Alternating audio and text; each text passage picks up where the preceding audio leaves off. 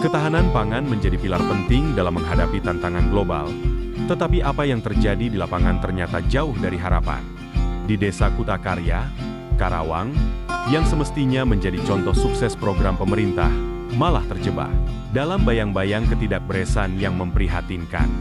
Di atas kertas, semua terlihat indah, irigasi pompa yang diimpikan, jalan rabat beton yang memudahkan petani, dan berbagai fasilitas infrastruktur pertanian yang berkilau. Tetapi realitasnya, sekadar topeng yang menutupi kelamnya permainan uang dan kebobrokan. Mari kita berbicara tentang rabat beton, yang semestinya memberikan kemudahan bagi petani. Dalam waktu kurang dari setahun, beton itu sudah retak dan hancur. Pertanyaannya, apakah kualitas itu hanya sekadar celah untuk meraup keuntungan di balik proyek yang tidak sesuai harapan? Tidak perlu menjadi insinyur untuk melihatnya. Cukup menjadi warga yang peduli pada masa depan petani. Dan bagaimana dengan irigasi perpompaan yang melebihi ekspektasi? Pembangunan rumah pompa yang mudah roboh hanya dengan tendangan ringan.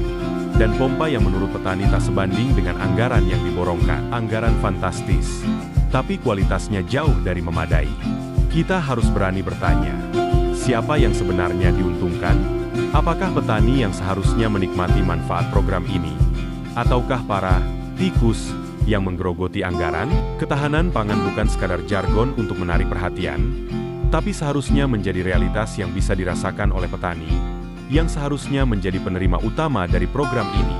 Program seperti ini mengingatkan kita pada kenyataan pahit, bahwa korupsi bisa menyelinap ke dalam setiap sudut pembangunan yang kita kira akan mendukung kesejahteraan rakyat. Ketika oknum-oknum di Dinas Pertanian dan ketua kelompok tani sibuk menghitung pundi-pundi uang pribadi mereka, maka ketahanan pangan yang mereka janjikan hanyalah ilusi belaka. Di tengah ambisi pemerintah untuk mewujudkan swasembada pangan, kita harus mengingatkan diri bahwa tanpa kejujuran dan integritas, semua usaha ini akan sia-sia.